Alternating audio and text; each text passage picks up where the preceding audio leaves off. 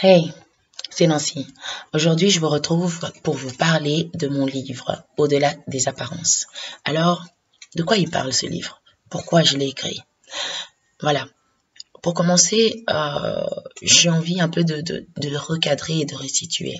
Donc, c'est quoi l'apparence en réalité? L'apparence serait l'enveloppe ou l'aspect, l'allure de toute chose qui est du monde physique, c'est-à-dire toute chose qui est palpable, c'est-à-dire c'est toute chose, c'est le visuel. L'apparence est le visuel de toutes les choses qui composent le monde physique, de toutes les choses que l'on peut voir, toucher. Voilà.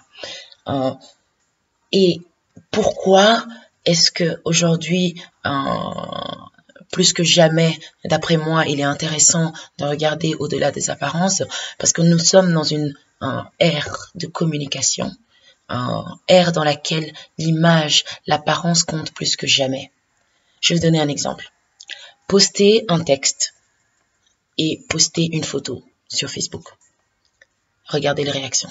Combien de gens vont lire votre texte? Pas beaucoup. Combien de gens vont regarder la photo, liker la photo?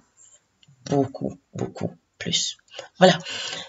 Ce qui est le plus facilement compréhensible pour les êtres humains, c'est une image, bien sûr. Donc voilà, je peux dire, oui, voilà, moi je suis une jeune femme, je suis africaine, mais si vous n'avez pas l'image de moi, vous ne savez pas de quoi je parle. Donc voilà, ceci, ce que vous voyez là, c'est mon apparence. Au-delà de ça, donc, une fois qu'on sait l'importance de l'apparence, on sait aussi que puisque cette société est en demande constante d'avoir des images, de poser des images sur les choses, on se rend aussi compte de l'importance et de la place de cette image dans la société, de la place de cette apparence. On joue sur ça. L'apparence est vendeur aujourd'hui. Ceux qui n'accordent l'importance qu'à l'apparence des autres ou des choses, n'accordent l'importance qu'à l'apparence d'eux-mêmes. Parce qu'une fois qu'on transcende l'apparence, on se rend compte que de toute personne ou de toute chose, on doit rechercher le fond et pas la forme. On doit rechercher la substance et pas l'allure. On doit rechercher l'essence, même la nature profonde. Et c'est un peu ça. C'est un peu vers ça que je vais. Et on a tous une quête dans la vie.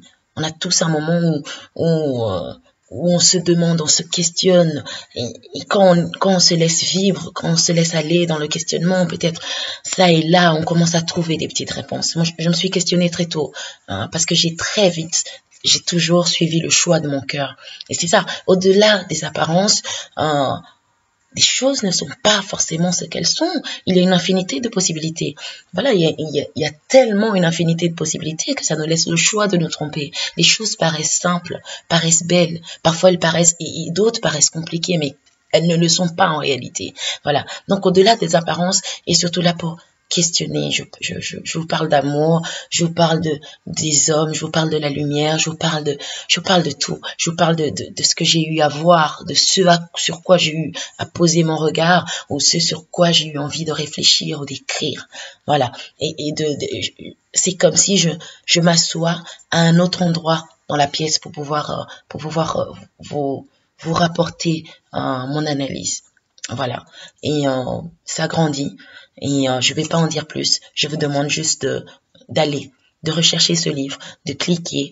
Voilà, je participe à ce concours et j'ai besoin de quelques-uns de vos votes et de votre soutien massivement, de vos partages. Et personne, enfin, j'écris pour être lu, donc je ne serai pas auteur si je ne suis pas lu à un moment et si je ne demande pas votre soutien, que ce soit mes amis, que ce soit mes connaissances ou des inconnus. N'hésitez pas à soutenir les autres. N'hésitez pas à cliquer sur un bouton. Vous ne passerez pas pour je ne sais trop qu'est-ce qu'on s'imagine en apparence, parce qu'on décide de lire un livre qui s'intitule Au-delà des apparences. Non, ce n'est pas de la poésie de bas étage, c'est de la réflexion. Voilà. Et j'attends vos critiques, et qu'elles soient pour qu'elles aient l'intention de me faire grandir et de me faire évoluer. Voilà, je vous dis à très très bientôt. Je vous remercie encore pour votre temps et votre patience. Et plein de bisous et au plaisir.